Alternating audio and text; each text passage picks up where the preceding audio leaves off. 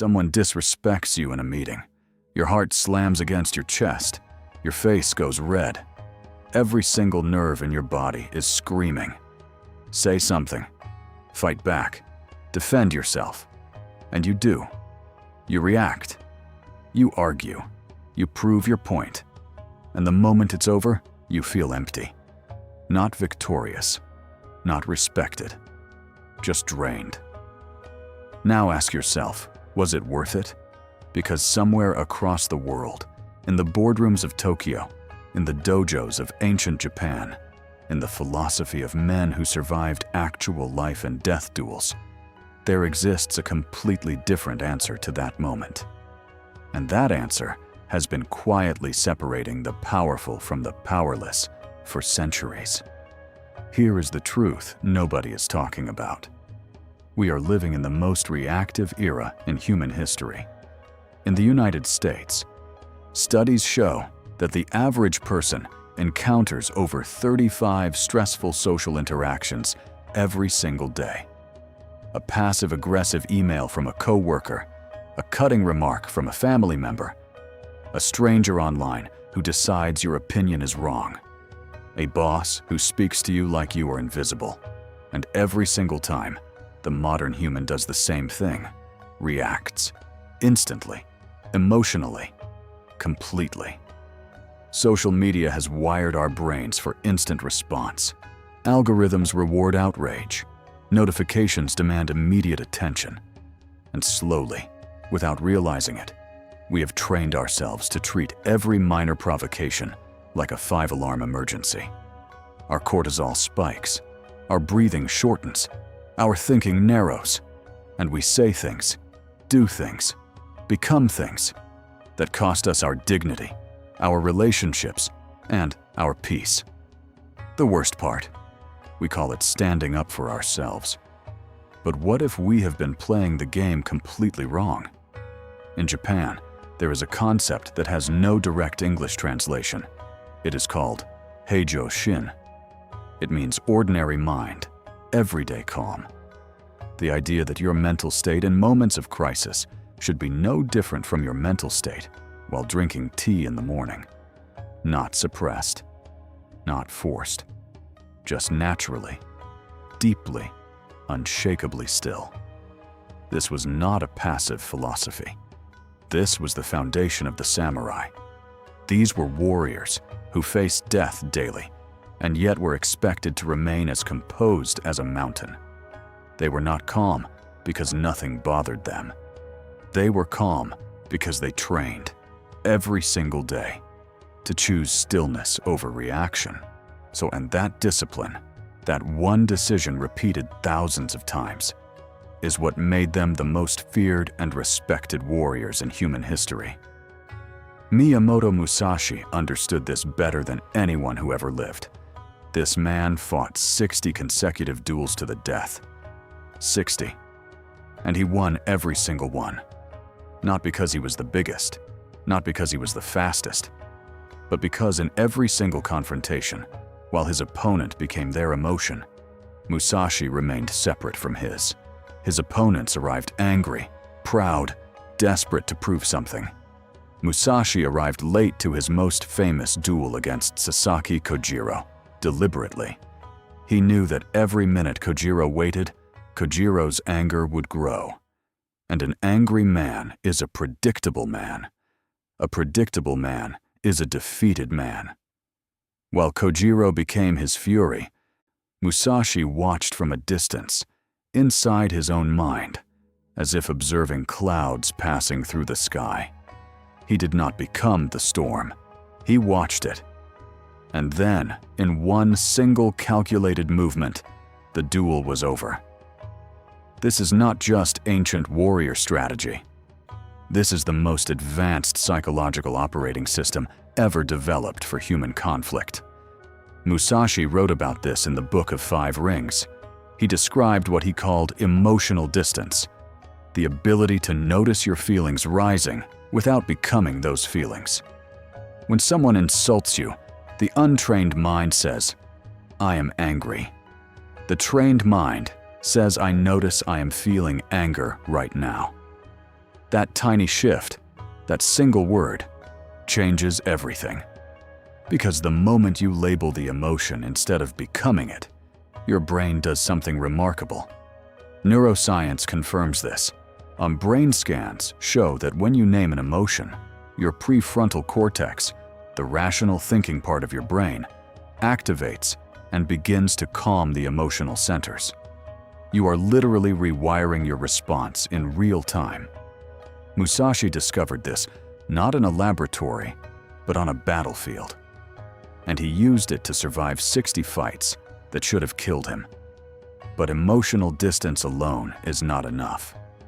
The samurai had a second principle embedded deep in Bushido, the warrior's code, called Anticipatory Awareness. Musashi called it foreknowledge, the ability to sense what is coming before it arrives. Not mind reading, pattern recognition. When you study human behavior, you realize that people in conflict follow completely predictable paths. An insecure person will always attack what they are most afraid of in themselves. A controlling person will always escalate when they feel they are losing power. A manipulative person will always shift the narrative when facts stop serving them. The samurai trained themselves to see these patterns before the confrontation even began.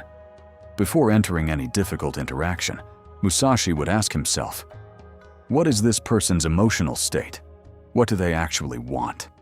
And what are the 3 most likely ways this will unfold?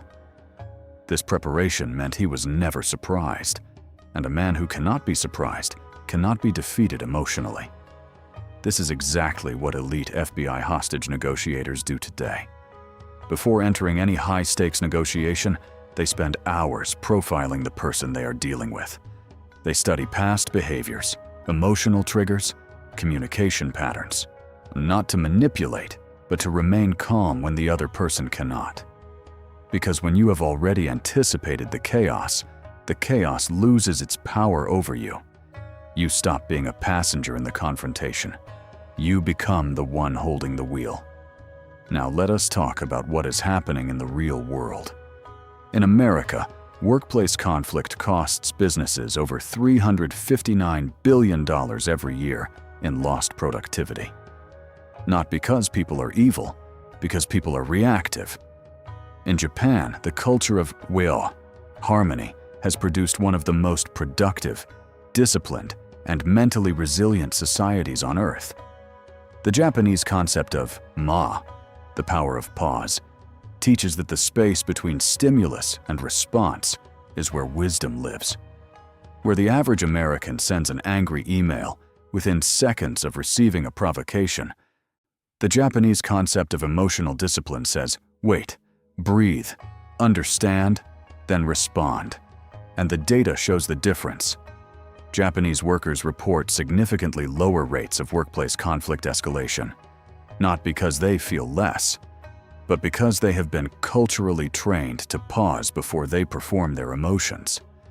In South Korea, in Germany, in Scandinavian countries, cultures that emphasize emotional restraint and collective harmony consistently outperform reactive cultures in long-term relationship quality, professional success, and reported life satisfaction.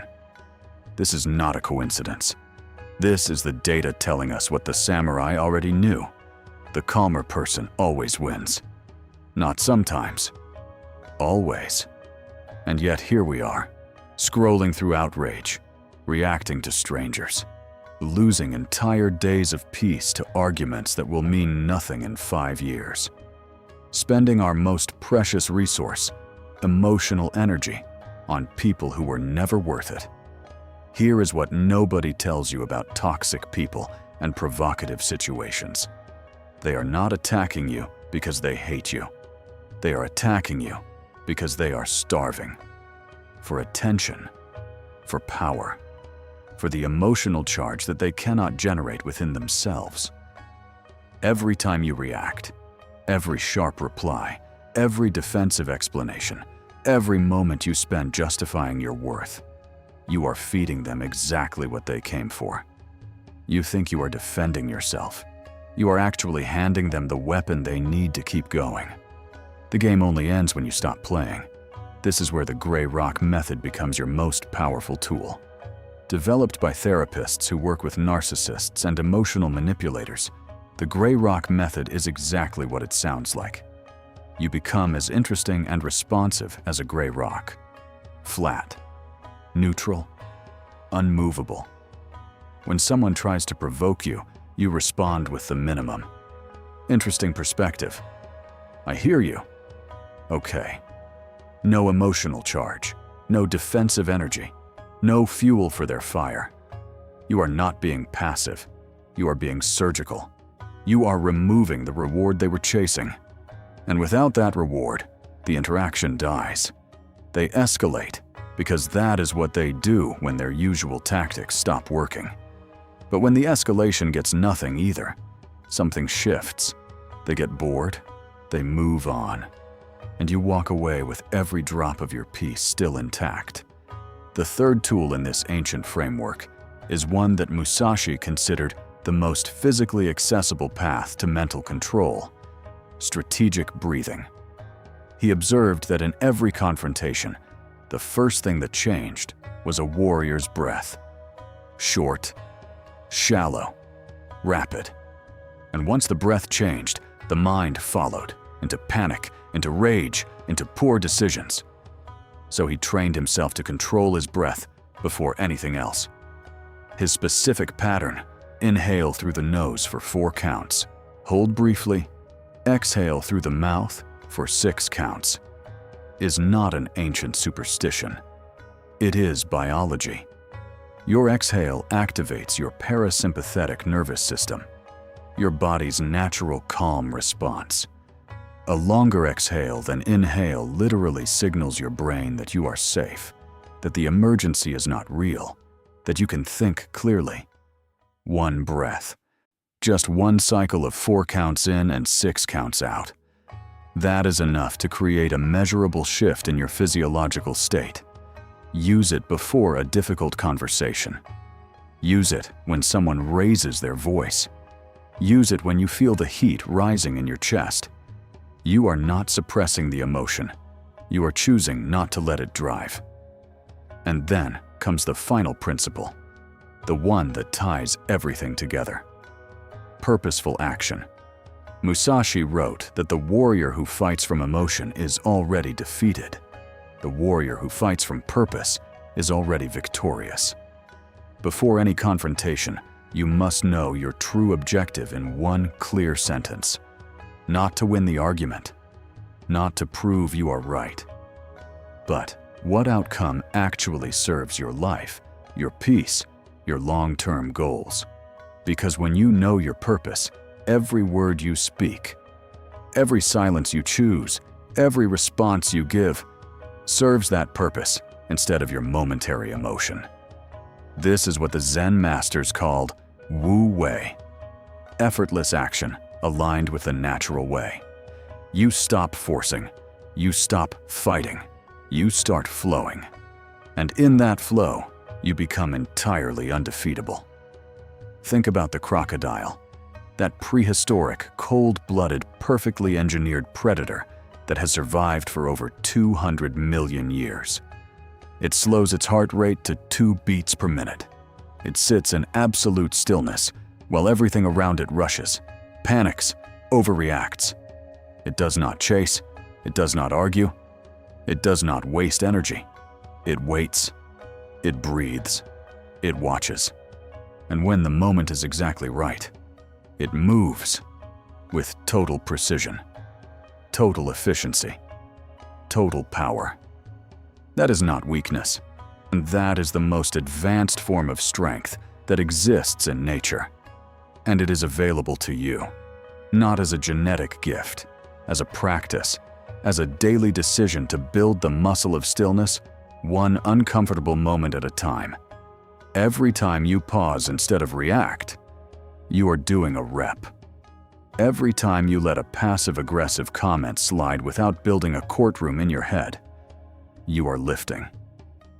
Every time you choose the gray rock over the sharp reply, You are adding another layer to a fortress that nobody can break. It is not glamorous.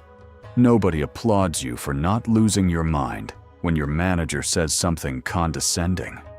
Nobody throws you a parade for staying calm when your family member hits a nerve. But you get stronger. And one day, someone tries to pull you into chaos, and you just smile. Not sarcastically, peacefully. Because you have already seen that movie. You know exactly how it ends. And you have already walked out of that theater. The most dangerous person in any confrontation is never the loudest, never the most aggressive, never the one with the sharpest words. It is always the calmest. Because calm is clarity. Calm is strategy. Calm is power so complete it does not need to announce itself. The one who cannot be triggered cannot be controlled. And the one who cannot be controlled has already won. This is what Kuro discipline is built for. Not to make you cold, not to make you distant, but to make you so rooted in your own stillness that no storm, no insult, no provocation, no chaos can move you from your foundation. If this message shifted something in you, if something here felt like a truth you have always known but never had words for, subscribe to Kuro Discipline right now, because this is just the beginning. Every week, we go deeper into the ancient wisdom and modern psychology that builds men and women who are unshakable. Hit subscribe, turn on notifications, and make calm your default. The strongest version of you is not louder, it is stiller. See you in the next one.